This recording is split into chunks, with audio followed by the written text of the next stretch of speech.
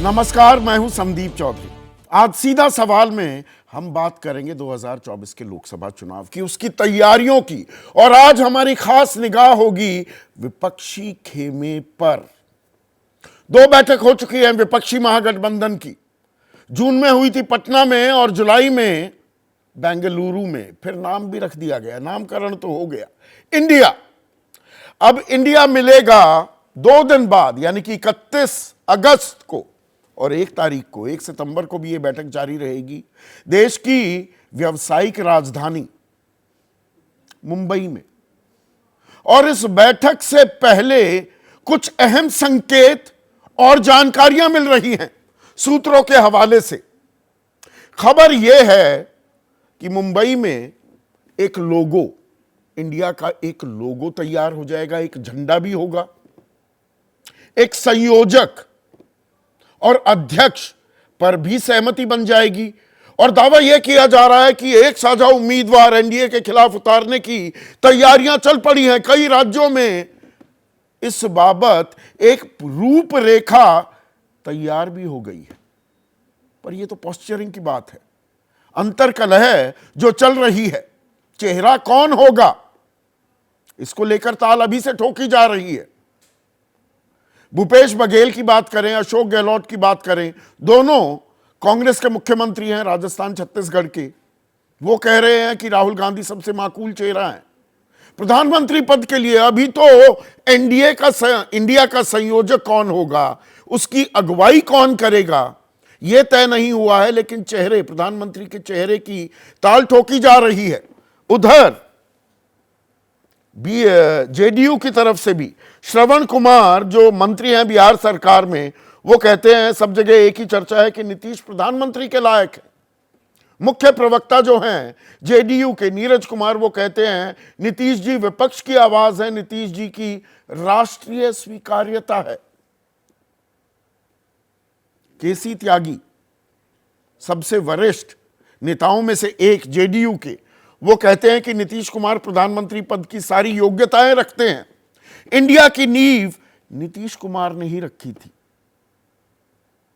अब ये तो चल ही रहा है, लेकिन साथ ही साथ जो खींचतान है वो खींचतान भी जारी है। और सबसे ज्यादा अभी 36 का आंकड़ा अगर इंडिया में दिख रहा है तो वो कांग्रेस और आप के बीच है, आम आदमी पार्टी के बीच। अलका लांबा कांग्रेस की नेता हैं, राष्ट्रीय प्रवक्ता भी हैं।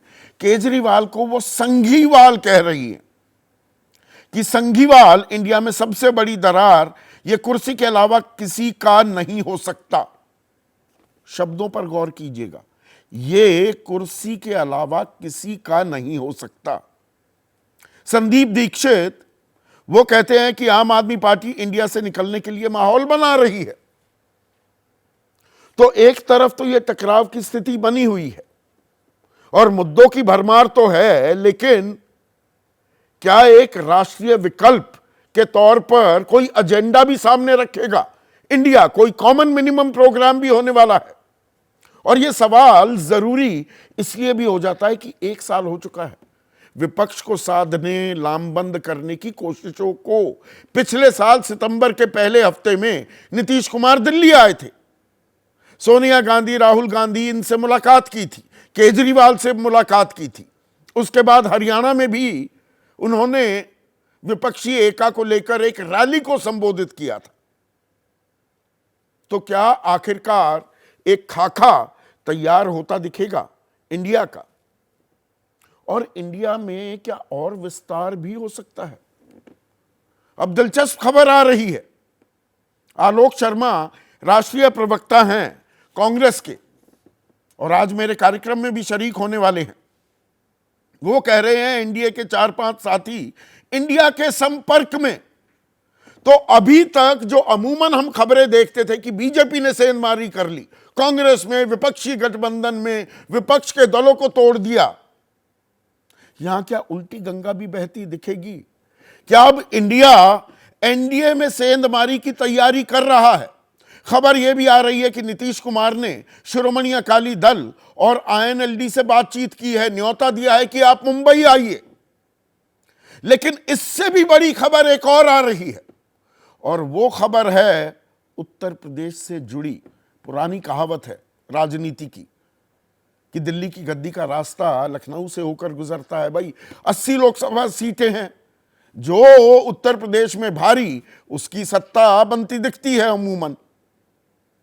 अब खबरें ये आ रही हैं और हमारे सूत्रों ने इस बात को नकारा नहीं है कि कांग्रेस और बीएसपी के बीच, विपक्षी खेमे और बीएसपी के बीच बातचीत चल पड़ी है और मायावती अब इंतजार यह कर रही हैं कि भाई संयोजक किसे बनाओगे। संयोजक नीतीश कुमार होंगे, पिछड़ी जाति से आते हैं। अध्यक्षता कौन करेगा, या संयोजक मल्लिकार्जुन खड़गे भी हो सकते हैं, या वो अगुवाई कर सकते हैं, अध्यक्ष हो सकते हैं। चेहरे के तौर पर पेश ना किया जाए, लेकिन भाई कांग्रेस अगुवाई करेगी विपक्षी महागठबंधन की, इस इंडिया की, तो अध्यक्ष उनका होना चाहिए। तो राष्ट्रीय अध्यक्ष ही इस विपक्षी महागठबंधन का अध्यक्ष बन जाए। तो दलित चेहरा हो गया, तो मायावती क्या फिर से थोड़ा सा पीछे चली जाएंगी, अपना पत्ता नहीं खोलेंगी क्या?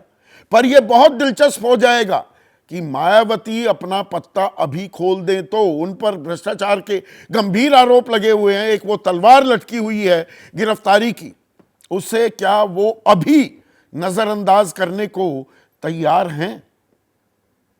ये अपने आप में एक सवाल है। और ये जो इंडिया अब ताल ठोक रहा है कि भाई एनडीए के दल हमारे साथ आने को तैयार हैं, तो क्या उसमें एनसीपी फिर एकजुट हो जाएगी? शरद पवार तो कह रहे हैं एक ही पार्टी है, कोई टूटी नहीं हुई, कोई फूटी नहीं हुई, जबकि दो दो गुट बने हुए हैं। भतीजा तो भाई अब वित्त मंत्री बन गया, हसन मुशर्रफ छगन भुजबल मंत्री बन गए हैं, प्रफुल्ल पटेल साथ छोड़ गए, सुनील तटकरे साथ छोड़ गए। पर क्या इनकी वापसी भी हो सकती है? वहां अजब का खेला चालू है, मराठी में अगर कहा जाए तो, महाराष्ट्र में। और सिर्फ एनसीपी को लेकर नहीं, शिवसेना भी जो दो फाड़ हुई है और जो शिंदे गुट है कि एनसीपी को इतनी तरजीह तवज्जो दी जा रही है और शिंदे जो फड़फड़ा रहे हैं और उनके विधायक कह रहे हैं हम किस लिए आए, हम तो मंत्री बन नहीं पाए, मलाई तो सारी एनसीपी काट ले गई। तो वहां पर भी इंडिया क्या संभावनाएं तलाश रहा है। तो खेल बड़ा दिलचस्प हो रहा है और इसी खेल में एक और बड़ी खबर आ रही है। और खबर कहां से आ रही है? पश्चिम बंगाल से। पश्चिम बंगाल की जो मुख्यमंत्री हैं ममता बनर्जी, उन्होंने एक दावा किया है, बहुत अजीबोगरीब भी लग सकता है कुछ लोगों को। उन्होंने कहा है कि अगर लोकसभा के 2024 के चुनाव 2024 में ना होकर इसी साल दिसंबर, यानी कि 4 महीने बाद ही लोकसभा चुनाव हो जाए, तो उनको ताज्जुब नहीं होगा, आश्चर्य नहीं होगा। और किस बिना पर यह दावा किया जा रहा है? वो कह रही हैं कि बीजेपी ने सारे हेलीकॉप्टर बुक करा लिए हैं। तो यह अपने आप में ताल ठोकी जा रही है क्या? सुनिए ममता ने क्या बोला। সন্দেহ হচ্ছে এরা ডিসেম্বরেই না পার্লামেন্ট ইলেকশন করে দেয়, জানুয়ারিতেও করে দিতে পারে, এদের কোনো বিশ্বাস নেই। ভাঙো বিজেপি সরকার, জোর করে সরকার রাখা যাবে না। उधर असदुद्दीन ओवैसी ने एक और मोर्चा खोल दिया है कि भाई तीसरे मोर्चे को मत भूलिए, बहुत सारी पार्टियां हमारे साथ हैं और इसमें अब नवीन पटनायक, के चंद्रशेखर राव, जगन रेड्डी ये दिमाग में आते हैं, अपने अपने सूबे के मुख्यमंत्री भी हैं ये। तो तीसरा मोर्चा भी बन सकता है क्या? और ये तीसरा मोर्चा एनडीए के ज्यादा नजदीक होगा या इंडिया के साथ उसकी समानता ज्यादा है? इन सभी पहलुओं पर चर्चा करें। उससे पहले इंडिया बनाम एनडीए जो ये लड़ाई चल रही है उसमें ताल कैसी ठोकी जा रही है वो सुन लीजिए। 21 अगस्त को शाम को 7 बजे होगा, जब सभी नेतागण देश भर से मुंबई में आएंगे ग्रैंड हाइट होटल में।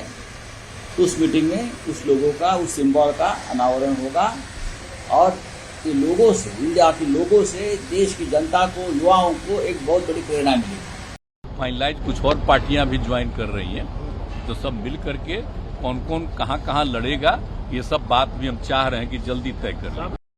देखिए, जो घमंडिया गठबंधन है ये अहंकार और घमंड से भरा हुआ है।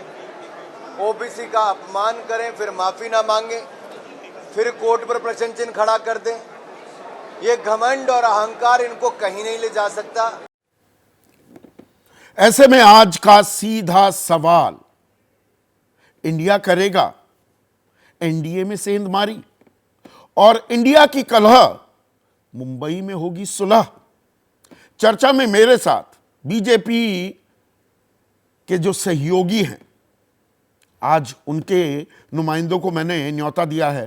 कांग्रेस के राष्ट्रीय प्रवक्ता आलोक शर्मा हैं, जेडीयू के मुख्य प्रवक्ता और सबसे तजुर्बेकार नेताओं में से एक केसी त्यागी हैं, आम आदमी पार्टी के राष्ट्रीय प्रवक्ता जैस्मीन शाह हैं, एनडीए खेमे से एलजेपी रामविलास पासवान गुट के नेशनल वाइस प्रेसिडेंट और मुख्य प्रवक्ता एके वाजपेयी हैं, एनसीपी अजित पवार गुट के राष्ट्रीय प्रवक्ता ब्रिजमोहन श्रीवास्तव हैं और वरिष्ठ पत्रकार नीरजा चौधरी भी इस चर्चा में जुड़ चुकी हैं। आलोक, ये कौन से हैं वो 4-5 दल जो इंडिया में शामिल होने वाले हैं, एनडीए से आने वाले हैं? देखिए, मुझे लगता है संदीप भाई, 2 दलों का तो आप ही ने कुछ जिक्र किया अभी, एनसीपी का एक गुट और शिंदे गुट। मुझे लगता है कि वो भी हो सकता है संपर्क में हो और शरद पवार जी के बयान हो सकता है कि संपर्क में हैं, इशारा कर रही हैं। हो सकता है कि संपर्क में हैं। देखिए, मैं आप ही के बयान के हवाले से ये खबर चला रहा हूं, के बोल रहा हूं। हाँ। बिल्कुल संदीप भाई, बिल्कुल कई दल ऐसे हैं, आप समझ सकते हैं कि किस तरह से ईडी सीबीआई काम कर रही है इस देश के अंदर, और तमाम दल ऐसे हैं जिनके ऊपर इस तरह की तलवारें लटकाई हुई हैं। बहन मायावती का आपने जिक्र किया और बाकी तब एनसीपी के भी जो लीडर्स गए थे, यही बीजेपी के लोग कहते थे चक्की पीसिंग हैं ये, और उसके बाद नोटिस वोटिस का भी हमें सुनाई दिया, चार्जशीट का भी सुनाई दिया। शिंदे गुट के भी जो ज्यादातर विधायक गए उनके ऊपर भी सुनाई दिया कि इनकम टैक्स के और बाकी सब नोटिस आए हुए थे। तो मुझे लगता है फ्रंटल ऑर्गेनाइजेशन बीजेपी की जब तक जितना कारगर रहेंगी, अजित पवार कुछ गुट दल ऐसे हैं और शिवसेना एकनाथ शिंदे गुट से बातचीत चल रही है, हाँ कि ना? नहीं, मैं नहीं कह रहा बातचीत चल रही है, मैं कह रहा हूं कि किसी ने सोचा नहीं था कि अजीत पवार जी जो हैं सुबह भौर जो हैं वो शपथ लेंगे और उसके तुरंत बाद ऐसा होगा। तो राजनीति है, राजनीति में बहुत सी चीजें संभव हैं और उस संभावनाओं की तरफ ही मैंने इशारा किया। मायावती से बातचीत हो रही है कि कुछ गुट हैं, मायावती कांग्रेस से बात कर रही है, ये सही है? देखिए, मैं आधिकारिक तौर पर मैं इसकी पुष्टि नहीं कर सकता हूं। मुझे भी मीडिया के साथियों के माध्यम से इस तरह की खबरें मिल रही हैं, लेकिन अगर मायावती जी आना चाहेंगी तो मुझे लगता है कि कहीं ना कहीं यूपी में जो इंडिया गठबंधन है और मजबूत होगा। ऐसी संभावनाओं को नकारा नहीं जा सकता है। तो ये मजबूती की तरफ एक इशारा आप कर रहे हैं, संकेत दे रहे हैं, और जो ये 36 का आंकड़ा चल रहा है अभी आम आदमी पार्टी से, ये कलह, ये सास बहू का झगड़ा, इसमें कितने अध्याय और जुड़ेंगे? बीच में थोड़ा ठीक होने लगा था, अब संघीवाल बोल दिया। अलका लांबा ने, आपकी सहयोगी हैं, केजरीवाल को संघीवाल बोल रही हैं। देखिए, मुझे लगता है संदीप भाई, अलका लांबा जी ने पहले भी एक दिन बयान दिया था, उसके बाद दीपक बाबरिया जी को आकर सफाई देनी पड़ी।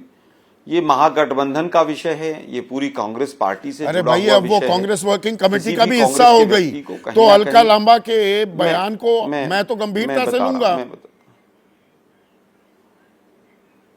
देखिए, बिल्कुल आपका फर्ज है, आप गंभीरता से लेंगे, लेकिन मैं तो केवल यही कहना चाहूंगा कि कांग्रेस पार्टी का कोई भी प्रवक्ता, कोई भी किसी भी स्तर का जो भी लीडर है, वो इस गठबंधन के मुद्दे पर बयान ना दे। आम आदमी पार्टी अभी भी इंडिया गठबंधन की एक मजबूत घटक दल है, लेकिन कहीं ना कहीं प्रश्न चिन्ह आम आदमी पार्टी की तरफ से भी उठ रहे हैं।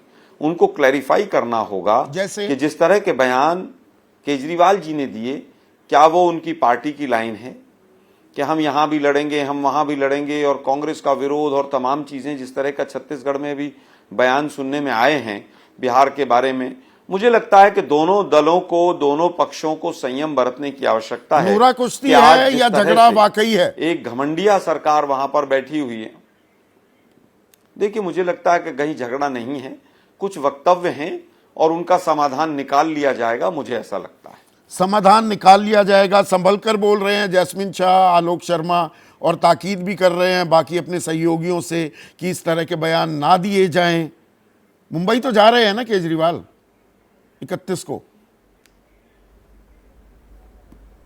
बिल्कुल जा रहे हैं संदीप जी, और मुंबई के बाद भी जितनी भी बैठकें होंगी, आम आदमी पार्टी मजबूती से इंडिया अलायंस को पावर में लाने की पूरी कोशिश करेगी ताकि देश को एक अच्छा विकल्प मिल सके। आज देश की दुविधा है कि आज मैं सुन रहा हूं आपके जितने भी सवाल है केवल इंडिया अलायंस से हैं, और देश का मूड भी, मिजाज भी कुछ ऐसा ही है कि एनडीए से किसी को कोई उम्मीद नहीं रही।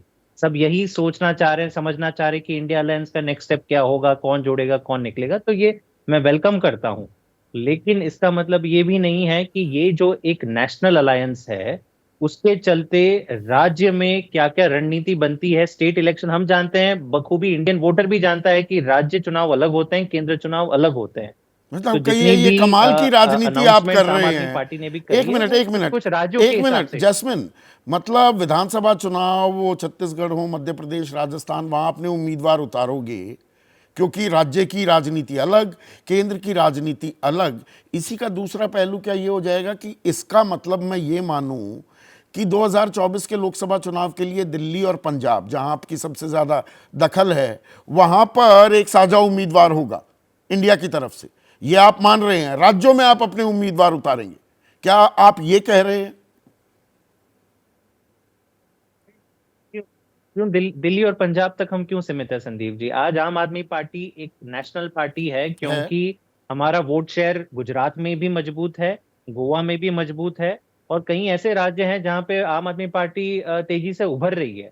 तो जो भी फॉर्मूला बनेगा, देखिए ये आम आदमी पार्टी वर्सेस कांग्रेस नहीं, हमारी कोई व्यक्तिगत लड़ाई as far as India alliance concern, Delhi और पंजाब में एक उम्मीदवार होगा इंडिया का। आम आदमी पार्टी, मैं स्पेसिफिक सवाल पूछ रहा हूं। इंडिया का जहां तक मेरी समझ है, बिल्कुल बिल्कुल मैं कह रहा हूं, जहां तक मेरी समझ है, दिल्ली, पंजाब और देश के सारे राज्यों में इंडिया अलायंस का एक उम्मीदवार होगा। ब्रजमोहन श्रीवास्तव, आलोक शर्मा जो इशारा कर रहे थे, उन्होंने कहा कि भाई एनसीपी और शिवसेना, शिंदे गुट, ये इंडिया में आ सकते हैं। एनसीपी में फिर से अजित पवार की, आपके गुट की घर वापसी की तैयारी हो रही है क्या?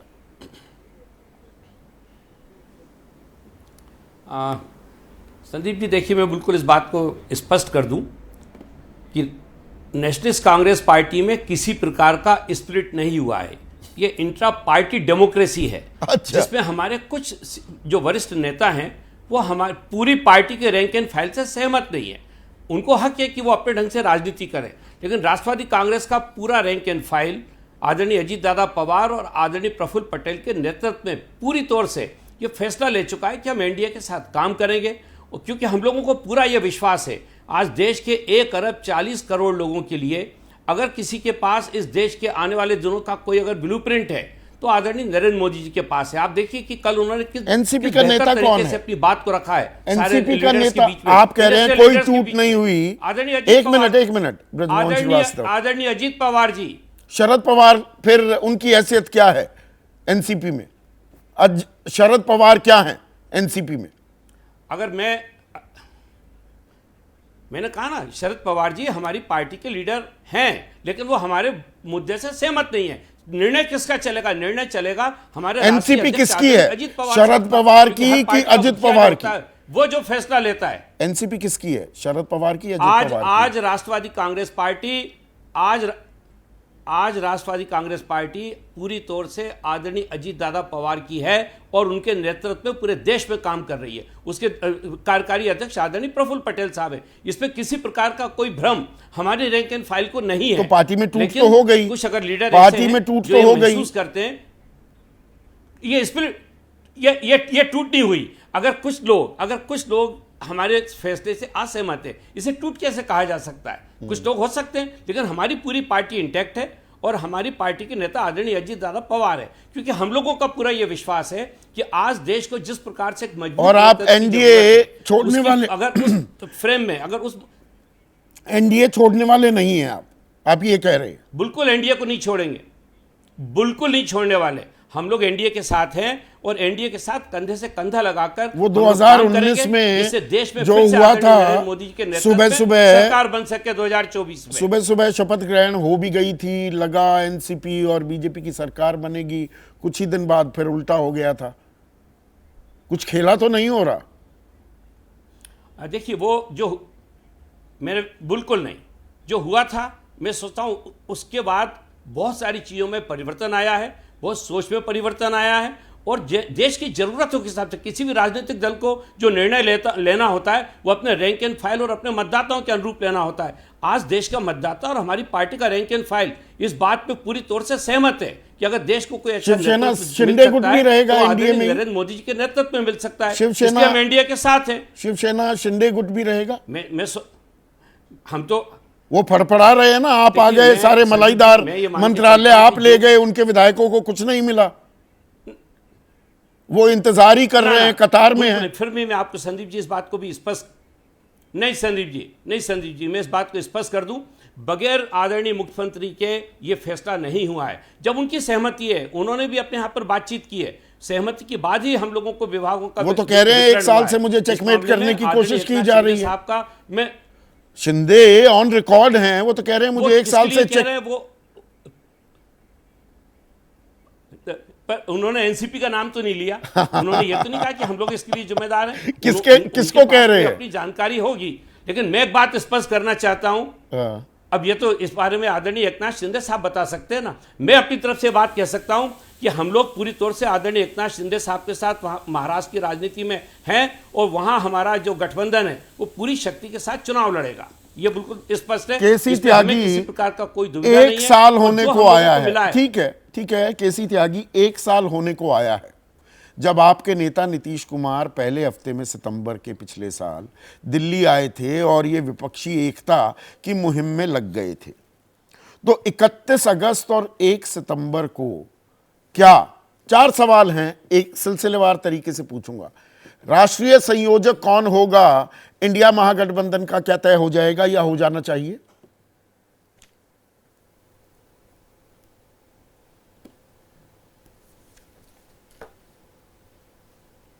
संदीप जी, 25 सितंबर 2022 उस समय क्या माहौल था? केजरीवाल जी, बीआरएस के नेता केसीआर, ममता दीदी और इवन अखिलेश यादव जी गैर कांग्रेसी गैर बीजेपी मोर्चा बनाने में देश भर में लगे हुए थे। कोई स्थिति स्पष्ट नहीं थी, लेकिन वो अपने अपने तरीके से इन प्रयासों में लगे हुए थे। पिछले साल 25 सितंबर 2022 चौधरी देवीलाल जी हम लोगों के नेता थे, उनकी स्मृति सभा हुई फतियाबाद में हिसार के बराबर। उस मंच पर मैं भी था। और कौन कौन थे? नीतीश कुमार जी थे, उस पर तेजस्वी यादव थे, फारूक अब्दुल्ला साहब थे, शरद पवार जी थे, सीताराम येचुरी थे, शिवसेना के नेता थे, बादल साहब थे। और वहाँ पहली बार नीतीश कुमार ने बहुत कैटेगरिकली कहा कि कांग्रेस पार्टी के बगैर कोई भी विकल्प अब इस मजबूत भाजपा का नहीं बन सकता। और उन्होंने बहुत कैटेगरी बादल साहब को एड्रेस किया और चौटाला जी को, क्योंकि दोनों एंटी कांग्रेस राजनीति के स्तंभ रहे हैं, कि मैं आप दोनों से हाथ जोड़ करके निवेदन करता हूं कि आप इस देश की जो नाजुकता उसको समझिए। बगैर कांग्रेस अभी तक तो साथ नहीं आए नहीं हो सकती। ना सुखबीर बादल, प्रकाश सिंह बादल तो अब हमारे बीच है नहीं, ना सुखबीर बादल और ना ओम प्रकाश चौटाला अभी तक आपके साथ आए हैं। आ जाएंगे, मुंबई में साथ होंगे। मुझे प्रसन्नता है कि जो बैठक पटना में हुई थी उसमें कांग्रेस के नेताओं के साथ साथ केजरीवाल जी भी बैठे हुए थे, ममता बनर्जी भी बैठी हुई थी, और उसी मंच पर अखिलेश यादव जी थे। और जो राजनीतिक अनटचेबिलिटी है, पॉलिटिकल जो अस्पृश्यता है, वो उस दिन समाप्त हो गई थी। हम इतना आगे बढ़े, उसके बाद हम बंगलोर गए। स्पेसिफिक 2 सवाल और नहीं, ये सारा देश जानता है। और केसी त्यागी साहब, नहीं देखिए, अभी यहां पर पुरानी बातों का इतना विस्तार में जवाब नहीं, जो मौजूदा हालात हैं मुझे ये बताइए। राष्ट्रीय संयोजक चुन लिया जाएगा 31 अगस्त और 1 सितंबर को? ऐसा है कि इस पृष्ठभूमि का बताना भी बहुत आवश्यक होता है, कैसे हम जीरो से चल करके आज 100 पे पहुंच गए। मुंबई की बैठक में संयोजक भी तय होगा और आपको आश्चर्य भी होगा और प्रसन्नता भी होनी चाहिए कि एक झंडा होगा। कहते ना कि करो, एक झंडे के नीचे आके दिखाओ, तो हम एक झंडे के नीचे भी आएंगे। जितनी भी सभाएं भविष्य में हुआ करेंगी, एक ही झंडा लहराएगा। राष्ट्रीय संयोजक कौन होंगे? नीतीश कुमार या कांग्रेस की तरफ से मल्लिकार्जुन खड़गे होंगे? किसको होना चाहिए? ये आपका जो मंच है, आपका जो टीवी चैनल है, ये उस पर घोषणा करने के लिए उपयुक्त माध्यम नहीं है। 31 तारीख को आपके संवाददाता की उपस्थिति में मुंबई में ये भी काम हो जाएगा। संयोजक के साथ साथ महागठबंधन का इंडिया का कोई अध्यक्ष भी होगा? एक मिनट सर, क्या राष्ट्रीय संयोजक के अलावा एक अध्यक्ष भी होगा? ये मैं और आप मिलकर के तय नहीं कर सकते। जो 26 पार्टियां इकट्ठी होंगी वो सब मिलकर के तय करेंगी। अध्यक्ष भी हो सकता है और संयोजक भी हो सकता है। अगर आप मुझे अलाउ करें तो फिर मैं आगे बढ़ूं। प्लीज। संयुक्त जनसभाएं होंगी एक झंडे के नीचे। सीटों की शेयरिंग का प्रोसेस शुरू हो जाएगा। 450 से ज्यादा सीटें आइडेंटिफाई हुई हैं जहां 1 अगेंस्ट 1 होगा। 3 राज्य हैं जहां मल्टी कॉर्नर कंटेस्ट होंगे। कौन कौन से? उड़ीसा, हाँ, आंध्र प्रदेश और तेलंगाना। तेलंगाना ये 70 के करीब सीटें हैं। लेकिन हम इन तीनों के क्षेत्रीय दलों को भी अपना विरोधी नहीं मानते हैं। ये बीजेपी के भी विरोधी हैं। बीजेडी जितना जीतेगी, बीआरएस जितना जीतेगी, वाईएसआर जितना जीतेगी, ये बीजेपी का लॉस होगा। इसलिए हम लोग तो इनसे भी संपर्क में रहते हैं, खासतौर से बीजेडी वाले हमारे। अब मेरे एक सवाल का जवाब नहीं दिया आपने। एक चीज सुखबीर, एक सेकंड, सुखबीर बादल और ओम प्रकाश चौटाला क्या मुंबई में दिखेंगे? वो तो पिछले साल आपने कहा था और फतेहाबाद में रैली की थी।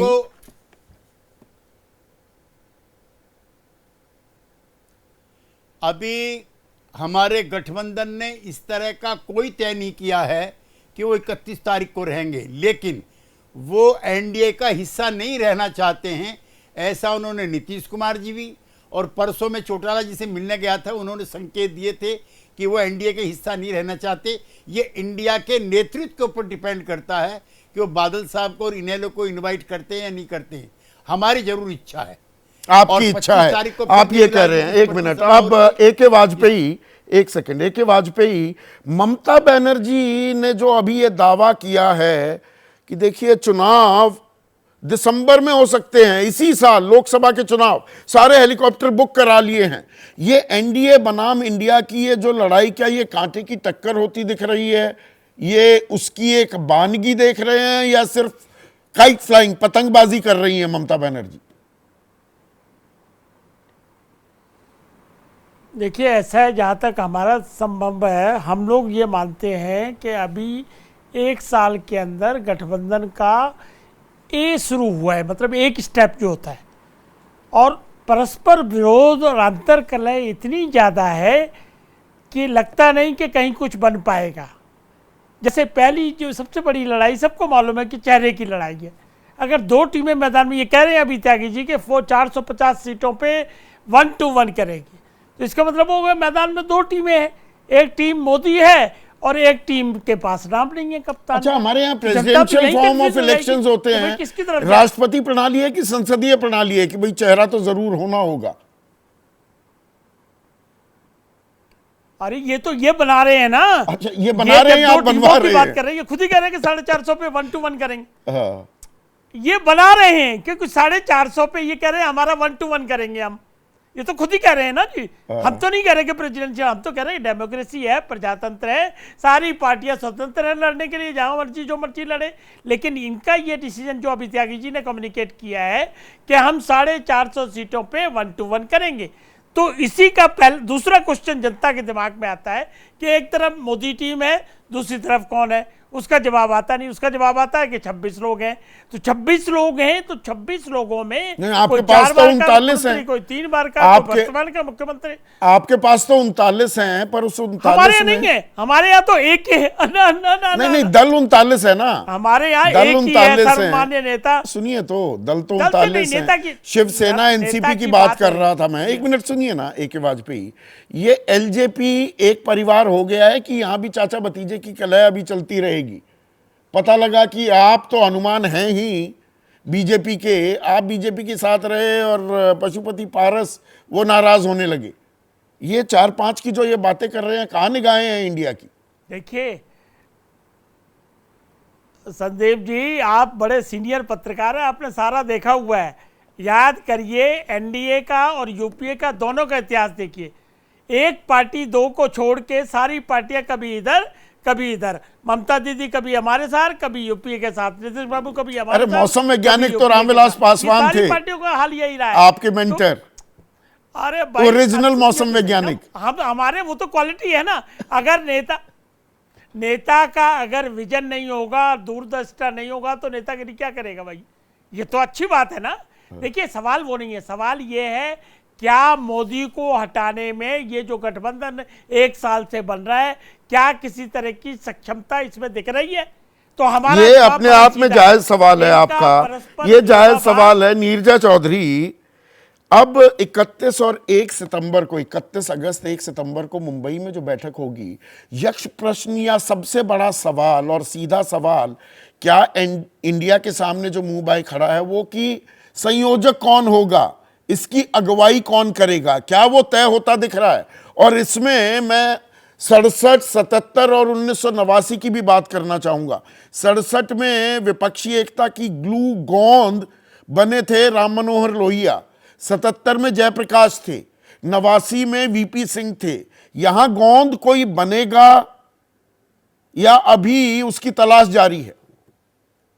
देखिए, ये जिन लोगों का आपने जिक्र किया, जो कि चेहरा बने थे या आइडियोलॉजिकल गुरु थे, वो एक मूवमेंट से निकले थे, मूवमेंट से जुड़े थे, जिसकी वजह से पार्टी बनी थी या पार्टियां एकत्रित हुई थी और फिर पावर में आई थी और कांग्रेस को हराया था। वो आज चीज नहीं दिख रही है। ऐसा कोई मूवमेंट नहीं दिख रहा है। और नरेंद्र मोदी 10 साल, तकरीबन 10 साल के बाद भी लोकप्रिय नेता हैं। तो स्थिति बहुत अलग है, चुनौतियां बहुत अलग हैं। ये सही है कि लोगों में संतोष असंतोष है, और खासकर इकोनॉमी को लेके है, दामों को, खाने की चीजों के दाम बढ़ गए हैं, बेरोजगारी बढ़ गई है, इन चीजों को लेके, और जो नफरत भी है कम्युनिटीज के बीच में, उसके बारे में भी लोग 5 साल पहले जो नहीं बात करते थे, आज चिंता जताते हैं कई जगहों पे। तो लेकिन क्या ये सिर्फ असंतोष है या ये नहीं, आक्रोश? उस असंतोष, आक्रोश अगर है भी, उसे जनता के सामने ले जाने के लिए कोई चेहरा चाहिए। मैं प्रधानमंत्री चेहरे की बात नहीं कर रहा हूं। क्या वो चेहरा तय हो जाएगा मुंबई में, नीरजा? मुझे लगता है कि जो बात कर रहे थे त्यागी जी, कि अध्यक्ष भी हो सकता है और संरक्षक भी हो सकता है।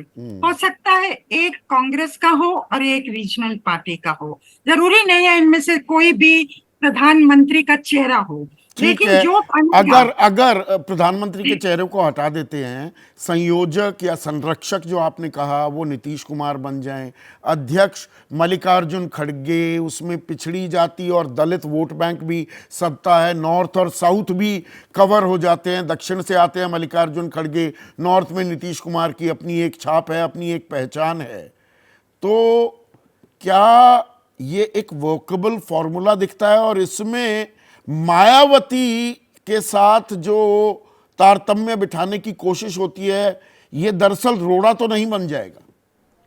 देखिए, ये जो आपने कहा कि खड़गे एक ले लें और नीतीश कुमार हो जाए, इसकी संभावना है और ये अच्छा कॉम्बिनेशन होगा। मायावती से बात चल रही है, मायावती रिलायबल नहीं है कि वो आएंगी ही आएंगी। पिछले इलेक्शन उत्तर प्रदेश में उन्होंने पीछे से भाजपा की मदद की थी और वो बहुत मतलब सकारात्मक भी रोल नहीं प्ले कर रही हैं। तो कितना उनका रोल होगा आगे जाके कह नहीं सकते, पर बातचीत जो चल रही है इसमें कहा जा रहा है कि जो भी आप करेंगी, क्योंकि ईडी का बहुत डर है, केसेस बहुत हैं उनके खिलाफ, तो आप आखिरी क्षण में कीजिएगा, इस तरह की बातचीत चल रही बिल्कुल है। कि पत्ते अभी नहीं खोलेंगी, और इसीलिए मुझे इस खबर पर थोड़ा ताज्जुब भी हुआ था। पर ये और कौन दल हैं जो ताल ठोकी जा रही है जो एनडीए से इंडिया में आ सकते हैं? ये उल्टी गंगा बहाने का दावा दरअसल दावा मात्र है या इसमें कुछ हकीकत भी है? नीरजा, आपसे ये सवाल एक ब्रेक के बाद। दर्शकों, आपकी जो राय है, आप कैसे देख रहे हैं राजनीतिक घटनाक्रम को? व्हाट्सएप नंबर पर अपनी राय हमसे साझा कीजिए। 24 की लड़ाई की तैयारियां जारी हैं। अब इंडिया अपना खाका खींच पाता है या नहीं?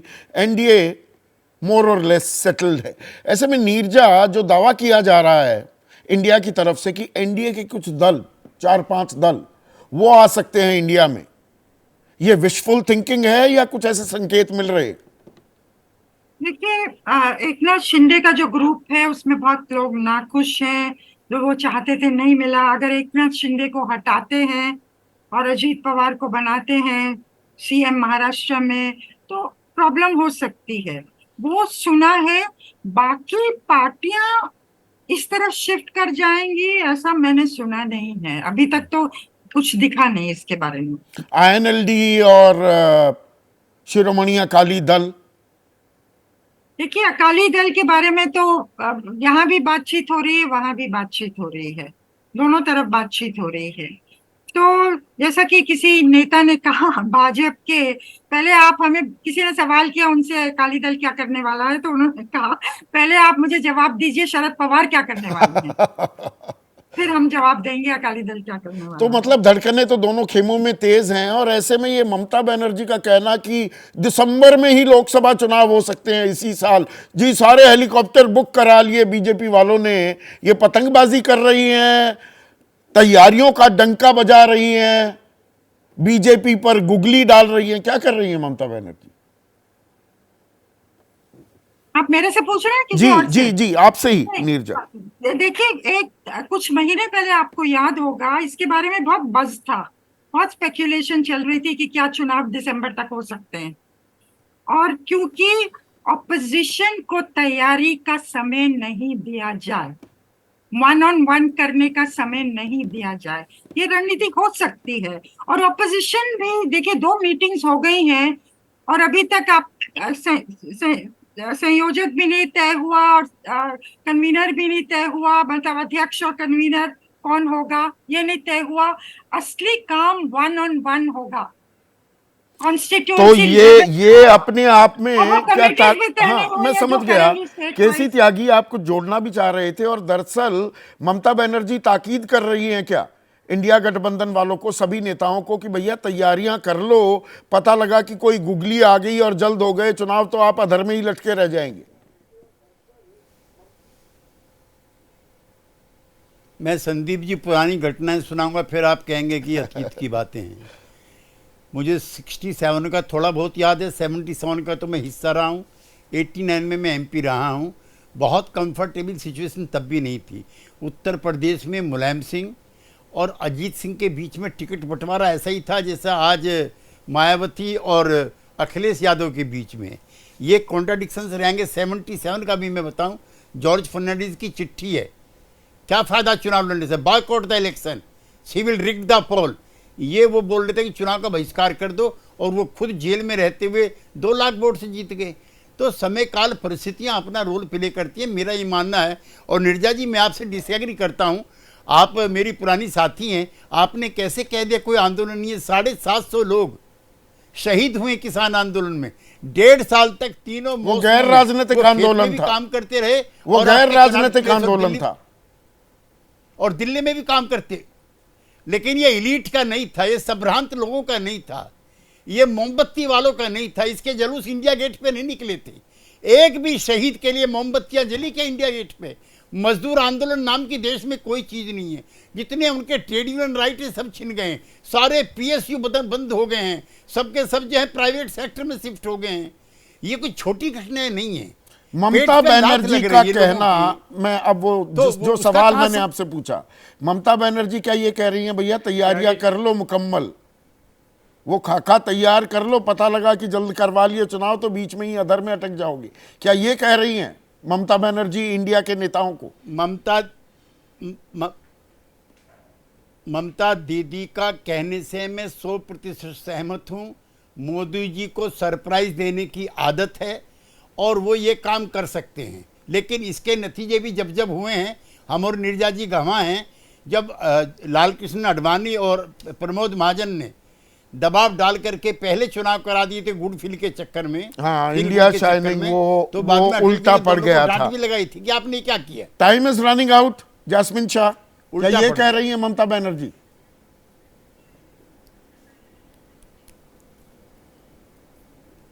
संदीप जी, मेरे ख्याल से ये कुछ उनके पास इंटेलिजेंस होगा तभी कह रही होगी, लेकिन मेरे ख्याल से ये मैसेज क्लियर है कि इंडिया अलायंस के लिए ये जो बंबई की मीटिंग है बड़ी अहम मीटिंग है। पूरे देश की नजर आज एनडीए या भाजपा की तरफ नहीं है, उनकी तरफ से मेरे ख्याल से आक्रोश है, जो नीरजा जी कह रही थी। उनको जो उम्मीद की किरण दिख रही है केवल इंडिया अलायंस से दिख रही है, और हमें उम्मीद है कि इस मीटिंग के बाद भले चुनाव नवंबर में हो, दिसंबर में हो या अपने समय अनुसार अप्रैल मई में हो, इंडिया अलायंस ही पावर में आएगा। इंडिया अलायंस ही लोगों की सारी जो तकलीफें हैं, महंगाई है, बेरोजगारी है, जितनी भी तकलीफें जिससे आज भाजपा मुकर रहा है, बात ही नहीं कर रहा। मणिपुर आज भी जल रहा है, अब तक कोई सफाई नहीं दे रहा है कि इसका क्या समाधान है। तो एक हिसाब से पूरा देश राम भरोसे है, और जो विपक्ष अपनी भूमिका निभाएगा उसी से आपकी देश तैयारियां चल रही हैं। ब्रजमोहन श्रीवास्तव, चुनाव जल्द भी हो सकते हैं क्या?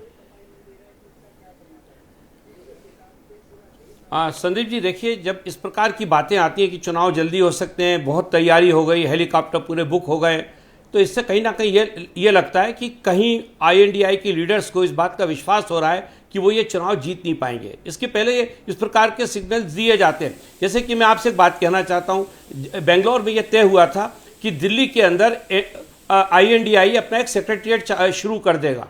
अब ये लोग अभी तक एक सेक्रेटरिएट शुरू नहीं कर पाए, तो जो पूरा समूह इतना बड़े नेताओं का एक सेक्रेटरिएट नहीं बना पा रहा है, वो क्या इतनी जल्दी तय कर लेगा कि उनका संयोजक कौन हो, उनका एजेंडा क्या हो, उनका प्रोग्राम क्या हो, 11 सदस्यों की समन्वय समिति कैसे होगी, वो भी नहीं बनी। आखिरी जवाब आलोक, अब ये जिम्मेदारी, बड़ी जिम्मेदारी इंडिया की तैयारियों की, लोगो क्या होता है, संयोजक कौन होता है, ये कांग्रेस के कांधों पर है। लास्ट कमेंट प्लीज, 20 सेकंड में। देखिए, मुझे नहीं लगता किसी के कंधे पर है। पूरा इंडिया अलायंस मिल बैठकर तय करेगा। कांग्रेस ने पहले भी तय किया कि हमें प्रधानमंत्री के पद की भी कोई ऐसी दौड़ में शामिल होने की आवश्यकता नहीं है। कैसे इस घमंडिया सरकार को हटाया जाए वो इंपॉर्टेंट है। और जहां तक बात इंडिया की तैयारी की है, एनडीए की मीटिंग कब कब हुई किसी को नहीं पता है। और मोदी साहब तो अभी भी सुना है ग्रीस में अडानी साहब को कोई पोर्ट वोट की डील के चक्कर में कहीं पर शायद कुछ देर रुके थे। मुझे लगता है कि आज इंडिया पूरी तरह से इस अवस्था में है, और इस मीटिंग के बाद उस पिक्चर और क्लियर हो जाएगी कि किस तो तरह अभी से 2 दिन का इंतजार और करना होगा, लेकिन राजनीति के ऊंट और ने एक और करवट की तैयारी कर ली है क्या? और यहाँ पर चुनाव जल्द हो, ये शगुफा भी, ये बलून भी उड़ाया जा रहा है। इसमें कितनी हकीकत, कितना फसाना है, आने वाले दिन बताएंगे। आप सभी का बहुत बहुत शुक्रिया। और हमारे दर्शक, जनता जनार्दन क्या समझती है, क्या सोचती है मौजूदा राजनीतिक हालात पर, वो राय भी आपसे साझा करूंगा। एनडीए बनाम इंडिया की राजनीतिक लड़ाई क्या कह रही है, हमारे दर्शक क्या कह रहे हैं? नवीन शर्मा है अलीगढ़ यूपी के। 1977 की तरह एक चुनाव चिन्ह पर लड़ेंगे तो जनता परिवर्तन समझेगी, यानी कि एक झंडे के नीचे आना होगा। वो झंडा आता है या नहीं, ये पता लगेगा। तेवतिया साहब हैं ग्रेटर नोएडा उत्तर प्रदेश से। इंडिया वाले असल में एक हो जाएं तो मोदी जी को हरा पाएंगे, वो ये कह रहे हैं, मगर इस बार ये बेहद मुश्किल लग रहा। और हमारे एक और दर्शक हैं दिलीप मखीजा, जयपुर पिंक सिटी से। खुद को चुनाव तक संगठित करके रख पाना इंडिया के लिए एक बड़ी चुनौती है। तो मुंबई से क्या तस्वीर निकलेगी और उससे राजनीति का रुख और राह क्या कुछ बदलती दिखेगी या साफ होती दिखेगी, इसका इंतजार रहेगा। मेरे साथ इतना ही, नमस्कार।